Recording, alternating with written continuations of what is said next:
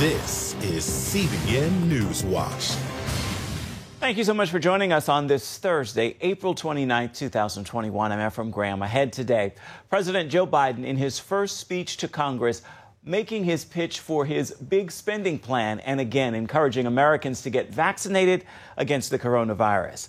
The dangerous new censorship, we're going to hear from legal expert Alan Dershowitz about the threat it poses to the Constitution and America. A remarkable discovery in Jerusalem at the Tower of David, a rare silver coin, another example of how the Gospels come to life in modern-day Israel. And a sign of the times as Amazon introduces a new way to pay at some of its Whole Foods stores with the palms of your hands. All those stories and more are ahead in today's edition of CBN NewsWatch. We begin this half hour with President Biden's first speech to Congress last night. Because of ongoing concerns over COVID in Washington, D.C., there were only 200 people there compared to the 1,600 who normally would be at an event like this. And everyone was socially distant as well as wearing a mask. The president made his pitch for the second part of his expensive spending plan that he calls an infrastructure bill. Our White House correspondent Eric Phillips has his story. President Biden spoke for 1 hour, 4 minutes, spending the vast majority of his time talking about infrastructure, both physical and social. First, though, he touted his pandemic success stories. Now, after just 100 days, I can report to the nation, America is on the move again. Right out of the gate, the president launched into a 100-day laundry list of successes, but not before recognizing the visual history of the two people behind him. Madam Speaker, Madam Vice President,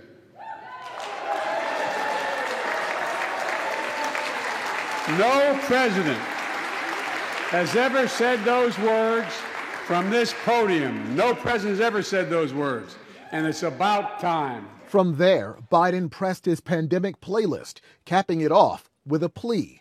Together we passed the American Rescue Plan, one of the most consequential rescue packages in American history. We're already seeing the results.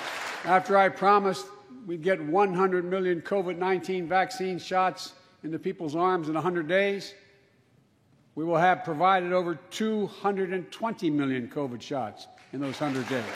Go get vaccinated, America. Go and get the vaccination. Then came his infrastructure plans, beginning with the $2 trillion American Jobs Plan that he says addresses infrastructure, jobs, and environment all in one fell swoop. There is simply no reason why the blades for wind turbines can't be built in Pittsburgh instead of Beijing. No reason. There's no reason why American workers can't lead the world in the production of electric vehicles and batteries. Next, the president laid out his second infrastructure layer, the $1.8 trillion plan for American families. It would provide universal preschool, 2 years of free community college, and extended family leave. How do we pay for my jobs and family plan? I made it clear we can do it without increasing the deficits. Let's start with what I will not do. I will not impose any tax increase on people making less than $400,000. But it's time for corporate America and the wealthiest 1% of Americans to just begin to pay their fair share. A financial commitment targeted by Republican Senator Tim Scott and part of his official response. It's a liberal wish list of big government waste, plus the biggest job-killing tax hikes in a generation. Tonight, we also heard about a so-called family plan, even more taxing, even more spending, to put Washington even more in the middle of your life, from the cradle to college. So they want to take us to 28%. That would be more than what China pays on a corporate level. It would make us fundamentally uncompetitive. We'd have a harder time attracting businesses to come and stay in this country. Speaking of China, the president says he's spent plenty of time with President Xi Jinping, and he knows of his desire for world dominance. In my discussion with President Xi, I told him, we welcome the competition. We're not looking for conflict. But I made absolutely clear that we will defend America's interest across the board. Another international topic, Biden doubled down on his decision to remove American troops from Afghanistan by September. American leadership means ending the forever war in Afghanistan. And after 20 years of valor, and sacrifice, it's time to bring those troops home. Biden also urged Congress to pass the Voting Rights Act, legislation that would protect the rights of Dreamers, and the George Floyd Policing Act. Let's get it done next month, by the first anniversary of George Floyd's death. In his response, Scott said the president is heading in the wrong direction. A president who promised to bring us together should not be pushing agendas that tear us apart. Noticeably missing from the president's speech was any elaboration on the crisis at the southern border. It was clearly an address designed to pitch his American Families Plan. And next, he'll hit the road to try and sell that plan to the American people, with stops in both Georgia and Pennsylvania. Eric Phillips, CBN News. Even as the COVID pandemic is winding down here in the United States, the virus is devastating India. From the dense cities of Delhi to rural towns and villages, the pandemic has now infected more than 100,000 people every day for the past week. The United States, along with dozens of other countries, are right now rushing medical supplies to help fight the crisis. George Thomas has the story.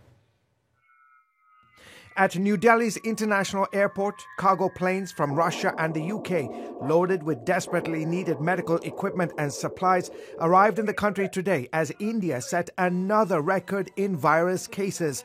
More than 379,000 new infections, the world's highest single-day total. The situation is critical right now. This pandemic is the worst we have ever seen till now. At least 200,000 have died so far, though experts believe the actual number could be much higher.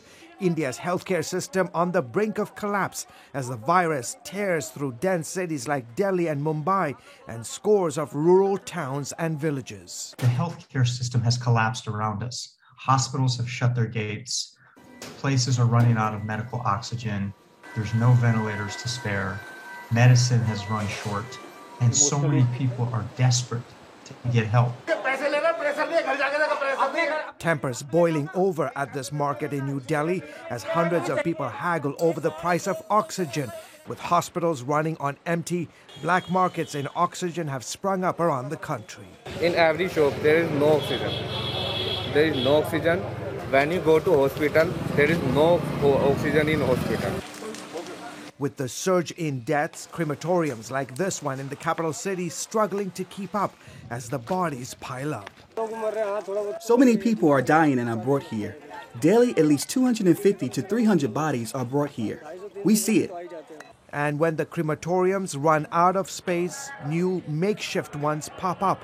At this open park in Bengaluru, one of India's key IT capitals, lines of ambulances waiting to drop off dead COVID victims. They're setting up sites next to the official cremation grounds in empty lots and parking lots and parks.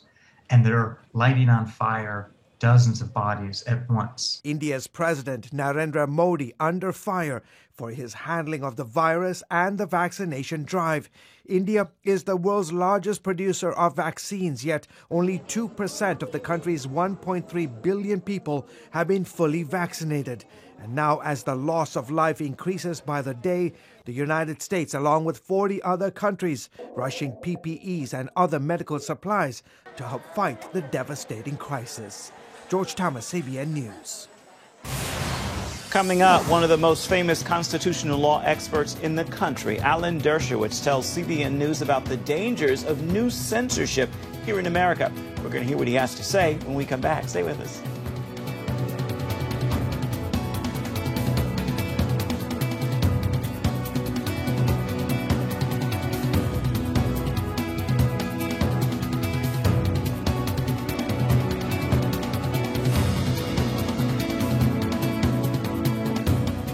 Christians around the world are standing with the Israelis. But why?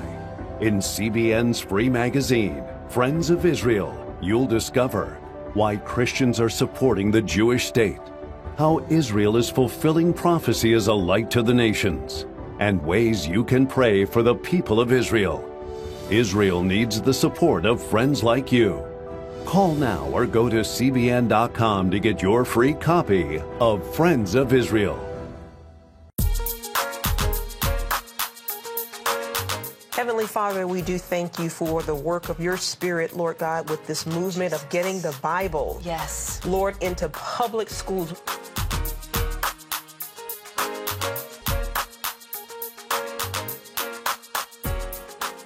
Watch The Prayer Link. Tuesday morning at 7:30 on the CBN News Channel.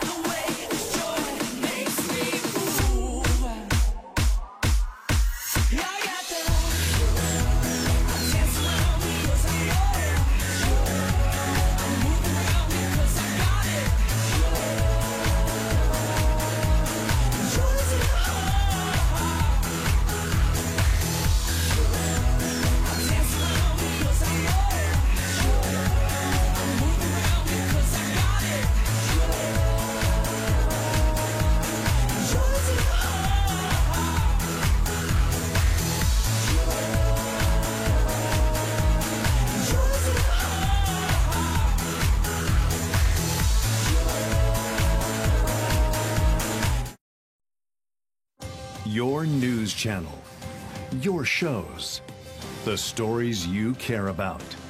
Anytime you want, anywhere you want. Download the CBN News app today. From a sitting president to average Americans voicing their opinions about COVID-19 origins, masking, and vaccines, it seems if you share an opinion that doesn't support a progressive narrative, you could be censored, maybe even banned from social media platforms. Appearing on this week's episode of The Global Lane, constitutional law expert Alan Dershowitz says this new censorship poses a danger to America and the Constitution. And students are leading the way, just as they did 80 years ago against Nazi book burners. The millennials today are on the forefront of censorship. They think they have the truth and they don't need dissent. They don't need due process. Why bother with dissenting views or free speech if they know what the truth is? If they know that every white cop who shoots a black person is, of course, guilty without regard to the facts of the law, if they know that every man who is accused by a woman, of course, is guilty. The woman is always going to tell the truth. You know, if they know that everybody who raises questions about an election are lying and making up facts, even if you disagree with them, why do you need free speech? So, yeah, I think, we're not in Nazi Germany. We're not in Stalin's Russia, but we are getting close to situations where non-government officials, and that's what's so dangerous, non-government officials, Twitter, Facebook, and YouTube, are determining what we can hear, what we can say. You know, the First Amendment has two aspects, the right of the speaker to speak, but the right of the audience to listen. And we, the audience, are being deprived of free speech. Let me give you an example. Bobby Kennedy, the son of the former attorney general and a great environmental lawyer, but he's a vaccine skeptic. I am more of a supporter of vaccination. We had a wonderful debate. It could have been held in any major university in the world, and it was on constitutional law, on medical considerations, on science, and hundreds, even thousands of people watched the debate and liked it, and then YouTube took it down. They said vaccination is not a debatable issue. We don't want to hear two sides of it, and we don't want our audience to hear two sides of it. So hundreds of thousands of people were denied the right to hear me and Bobby Kennedy debate this issue. I won the debate by default. I don't want to win the debate by default. I want to win the debate on the merits in the marketplace of ideas. Big tech CEOs will deny they're censoring conservative speech or speech that doesn't quite fit their progressive narratives. But we've already seen how they blocked the New York Post story about Hunter Biden's laptop. That happened just prior to last fall's election. So that censorship decision may have influenced the outcome of the presidential vote. So how worrisome is that type of censorship influencing election outcomes by preventing all factual information from being made public? It's very dangerous because it not only prevents that or has interference with that, but on so many other aspects of life, on whether to take a vaccination or not, on other issues. The head of the little town of Brooklyn Center said that he thought that the woman police officer who pulled out her gun instead of her taser and thought she was firing the taser, yelling taser, taser, taser, when she was indicted for manslaughter, the town guy said she ought to be given due process, and he was immediately fired for calling for a constitutional right, due process for every citizen. You get fired, and there were threats that if they didn't fire him, there would be all kinds of repercussions. That's the problem that's going on in America today. You were a Harvard law professor. What's happening in universities like Harvard, Yale, others that were once known as places of debate, discourse, and free speech? What's happening? I'll give you an example. At Harvard, I have a colleague named Ron Sullivan, the first African-American ever made a dean of a Harvard college. And he was a great dean. And then he made the, quote, mistake of defending Harvey Weinstein for about a month on constitutional issues. And the students in his college said they felt unsafe. They didn't feel unsafe when a year earlier he defended somebody accused of a double murder, but they felt unsafe because he was representing somebody who they didn't like and who had been accused of sexual misconduct. So he got fired by Harvard University for who he represented. If John Adams had been a professor at Harvard back in 1771, he'd have been fired, I guess, for representing the Boston Massacre soldiers. And Abraham Lincoln would have been fired because he represented some disreputable characters. And great people in America have represented awful people over time. And during McCarthyism, they got fired for it. And under the new McCarthyism, they're fired for it as well. So we have a violation of the First Amendment, of the Sixth Amendment, of the Fifth Amendment. Many of the millennials just don't care about the Constitution. They know the truth with a capital T. And why have dissent? Why have due process? Why bother with those cumbersome excesses when we know the truth and don't need to hear an opposing point of view? I don't think they're taught the Constitution anymore. So is it too late to reverse this trend? What do we do about it? File lawsuits, regulate big tech? What? First of all, it's not too late. We write books, as I do. We have talk shows like you do. And we try to appeal directly to the American public. Then we go to the Supreme Court. We have legislation which could restrict the ability of social media to take advantage of Section 230, which exempts them from lawsuits if they continue to censor speech. So a lot of things we can do. We haven't lost this battle, and it's part of a bigger war. And look, I lived through McCarthyism as a student in college. We overcame that. I think we'll overcome this. And for more stories like this and interviews like this, we encourage you to check out The Global Lane. You can watch it this evening at 8:30 Eastern Standard Time. And, of course, you can find that on the CBN News Channel. Still ahead, we're going to take you to Jerusalem and the Tower of David, where a remarkable discovery has been made. It's another example of how history and the Gospels come to life in Israel. We've got the story for you right after this brief break. Introducing the CBN Bible from CBN.com. Now, an easier way to study the Bible and grow in your faith. Highlight your favorite verse. Read separate versions at a glance. Click and read a commentary. Or cross-reference your favorite verse using the Strong's Concordance. All the right tools to study the Bible. All in one place. The CBN Bible, available at cbn.com/Bible or the iTunes App Store. This is CBN NewsWatch. Thanks for joining us. Watch breaking news, exclusive stories and programs, credible news reporting. We show you what's happening in the world and how you can pray about it. This is CBN NewsWatch, because truth matters. Weekdays at 5 on the CBN News Channel. Woohoo! Hi, Superbook fans.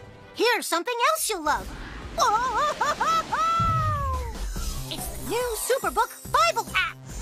It's packed with games, activities, and Superbook episodes that you can watch for free. Oh, no! There's trivia, a fun daily devotional, and answers to your Bible questions.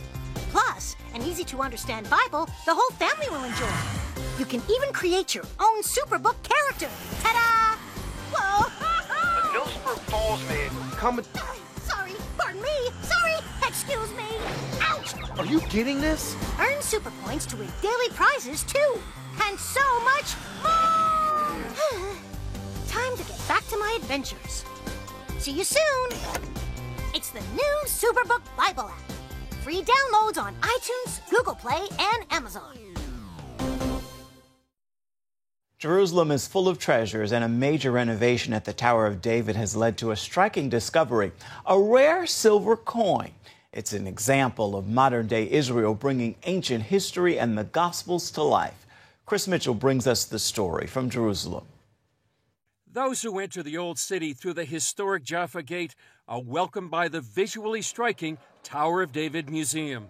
Here at the Tower of David Museum, they discovered the foundations of King Herod's palace.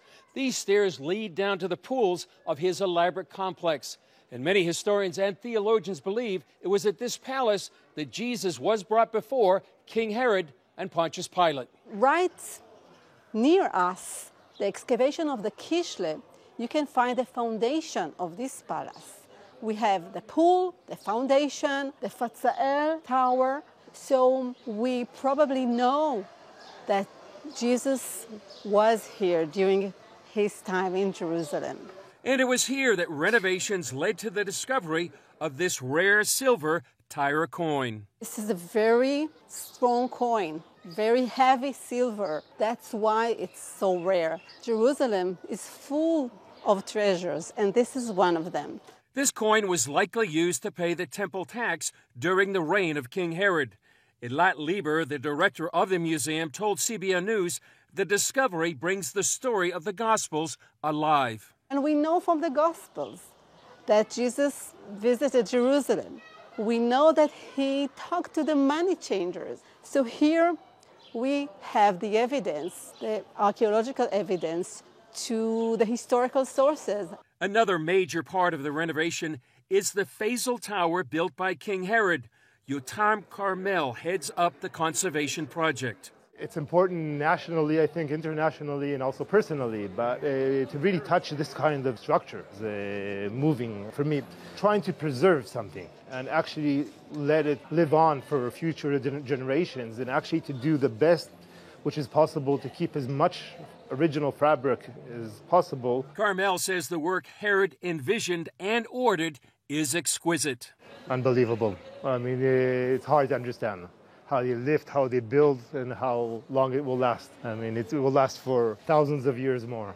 Unbelievable building system. Hard to get your mind around it, how it was done. It was just a massive scale of stone carving and building, which is very rare to see.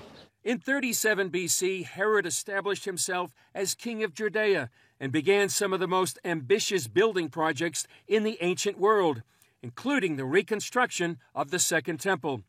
He transformed the city of Jerusalem so much that Pliny the Elder wrote, Jerusalem was by far the most distinguished city, not in Judea only, but of the whole Orient.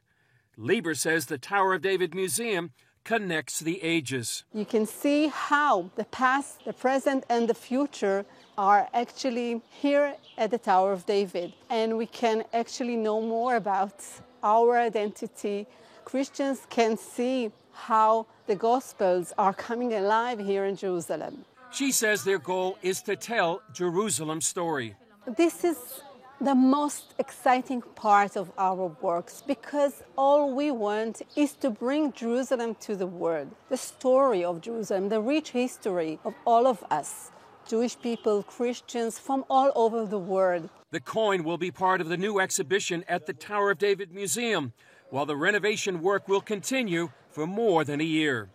Chris Mitchell, the Tower of David Museum, Jerusalem. And coming up, it's a sign of the times. Amazon allowing shoppers to pay for their food at Whole Foods stores with the palms of their hands. We're going to tell you about Pay by Palm when we come back. Stay with us. Want to be a part of a community that inspires your spiritual growth while winning prizes? The all-new My CBN app Connect with the community for prayer and encouragement. Track and set spiritual goals. Enjoy conversation starters with friends and family. And collect points to win prizes. The all-new MyCBN app. A great place to belong. Download the app at cbn.com/mobile. Grow, connect, have fun. The all-new MyCBN app. On the home front.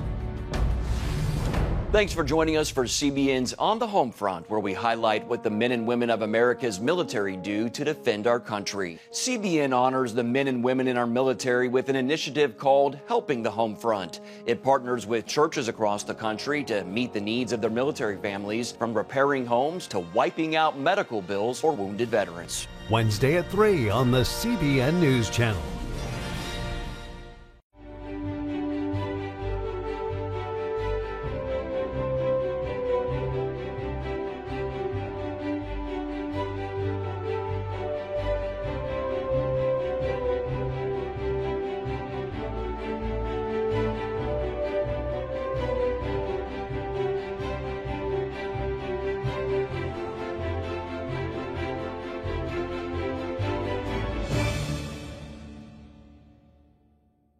Too often, we carry baggage from our past. You know what it's like. It affects everything and everyone in our lives. It's always there, weighing us down and keeping us from achieving true happiness. But do you know God never meant for us to be trapped in the past? You can be free of your baggage. Learn how God's forgiveness leads to changed lives and new beginnings. Call the 700 Club.